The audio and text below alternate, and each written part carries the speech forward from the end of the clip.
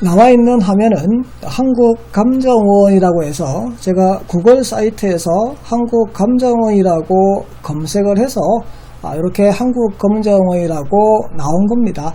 우리 한국감정원에서 나와 있는 자료들 중에서 부동산 관련되어 있는 것이 지금 공시가격, 통계정보, 부동산 테크, 청약, 홈 이렇게 되어 있는데, 앞으로 여러분들이 부동산에 대해서 공부를 하시게 되면 많이 보게 되는 부분이 바로 여기 있는 RO이라고 해서 부동산 통계정보 시스템에 나와 있는 이러한 지수들에 대한 가격에 대한 동향을 많이 보시게 되고요. 그리고 이 부동산 테크에 나와 있는 것은 어떤 아파트라고 특정한 아파트를 콕 집어서 이 아파트 가격이 어떻게 변동되었는지를 확인할 때 보는 게 바로 이 부동산 테크라는 겁니다. 그리고 여기 있는 공시가격 같은 경우에는 세금과 관련되어서 내용을 보실 때 이 내용을 보시게 되니까 이 내용은 잘 보실 일은 없을 거예요. 그리고 청약을 받기 위한 무주택 세대 같은 경우에는 청약과 관련된 내용을 보시게 되겠죠. 그래서 일반적으로 부동산 통계정보 시스템 그리고 부동산 테크 이 두 내용을 주로 보시게 되는데, 상가와 관련되어 있는 내용은 바로 여기 있는 부동산 통계정보 시스템이라는 내용을 주로 보게 되어 있는데요. 나와 있는 용어에 대한 정의를 먼저 확인을 하고 들어가서 직접 제가 한번 시연을 해보도록 하겠습니다. 일단 용어에 대한 뜻을 보니까 오피스 빌딩, 상가 빌딩 이렇게 구분이 되어 있는데, 오피스 빌딩이라는 것은 업무 시설을 전부 다 묶어서 얘기를 하더라. 즉 사무실로 쓰고 있는 것은 오피스 빌딩이다 라고 얘기를 하는 겁니다. 거기에 비해서 상가 빌딩이라는 것은 상업용 부동산 시장의 일반적 상가라고 지칭되는 건물로서 수익을 목적으로 상업활동에 이용되는 부동산, 거기서 돈을 벌기 위해서 이용되는 부동산, 거기서 장사가 있는 거죠. 거기서 영업 등 장사 등을 하기 위해서 이용되는 부동산을 상가빌딩이라고 얘기를 한다라고 얘기합니다. 수익형 부동산에는 오피스 빌딩과 상가 빌딩 두 가지가 포함이 되어서 우리가 보는 데이터 자료에는 이 두 가지가 나올 텐데요.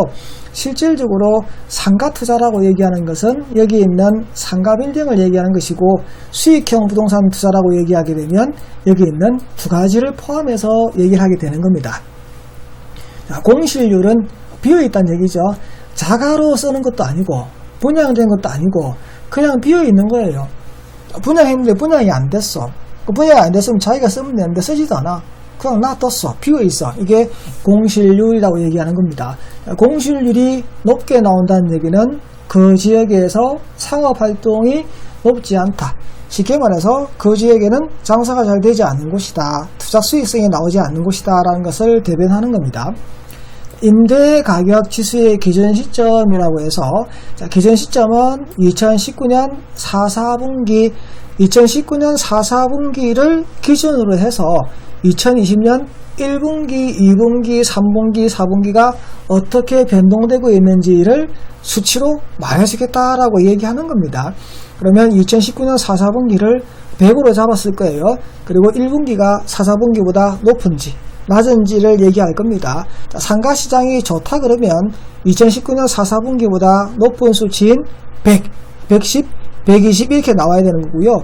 2020년이 상가로서의 투자가 안 좋다 얘기하게 되면 100보다 낮은 90, 80 이런 수치가 나오게 되겠죠. 그리고 일반 건물이라고 얘기하는 것은 한 동 전체로서, 즉 구분 등기가 되어 있지 않아서 그냥 등기부 하나에 있는 거. 여러분이 다니시다 보면 3층짜리, 4층짜리 이런 상가 건물이 있을 겁니다. 이거 우리가 흔히 꼬마 빌딩 이렇게 부르는데요. 이러한 꼬마 빌딩이 호실로 분양해서 분양한 것 같은 경우에는 밑에 있는 집합 건물로서 각각 호실별로 구분 소유되어 있는 건물 이렇게 부르는 거고요. 걔가 분양한 게 아니고요. 그냥 한 사람의 통째로 갖고 있고요. 등기도 하나밖에 없어요. 그러면 일반 건물 이렇게 부르는 거죠. 그래서 상가 같은 경우에는 일반 건물과 집합 건물 두 가지로 나누는데요. 이 집합 건물 같은 경우에는 중대형 상가, 일반 건물은 소형 상가 이렇게 구분이 됩니다.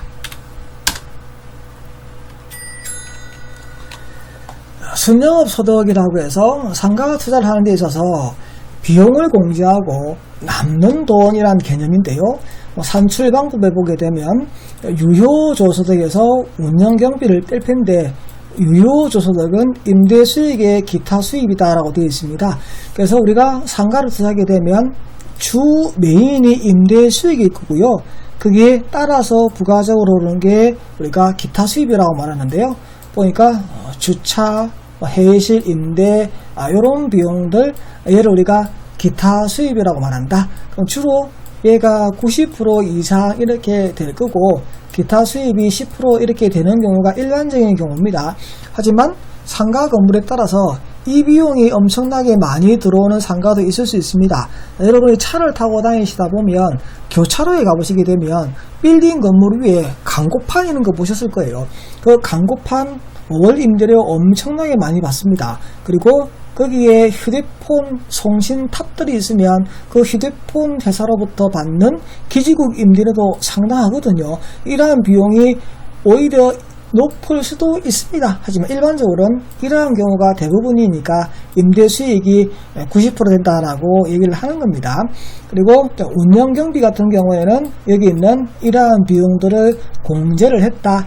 그래서 내 손에 남는 거, 들어오는 거에서 나갈 비용 빼서 순순히 내 손에 남는 거, 그걸 순운영소득이라고 용어에서 부르고 있더라라고 얘기하고 있습니다. 소득률에 대한 개념이라고 되어 있는데요. 소득률은 크게 세 가지로 나누어서 설명을 하고 있습니다. 소득수익, 자본수익, 투자수익이라고 얘기하는데요. 소득수익은 앞에서 말했던 상가를 임대해서 받는 그러한 순영업소득을 우리가 소득수익률이라고 한다. 소득수익률이 높다는 것은 그만큼 월세가 많이 들어온다라고 얘기할 수 있는 것이죠. 상가 투자하는 데 있어서 가장 많이 사람들이 보는 것이 바로 이 소득수익률이 높느냐. 내가 상가를 사는 데 있어서 10억 주고 상가를 샀는데 매년 순영업 소득으로 2억이 들어온다라고 가정해버리게 되면 5년만 상가를 운영하게 되면 10억이 다 들어오게 되는 거죠. 그러면 이 상가 무조건 사겠다라고 얘기를 하겠죠.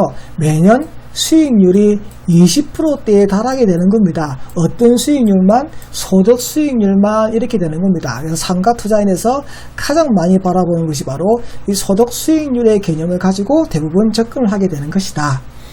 두 번째 수익률이 자본 수익률이 있는데 이 자본 수익률은 그 부동산 가격 자체가 오르는 건데 이 부동산 가격 자체가 오르는 것은 두 가지로 나눕니다. 부동산이라는 것은 토지와 건물이 합친 거거든요.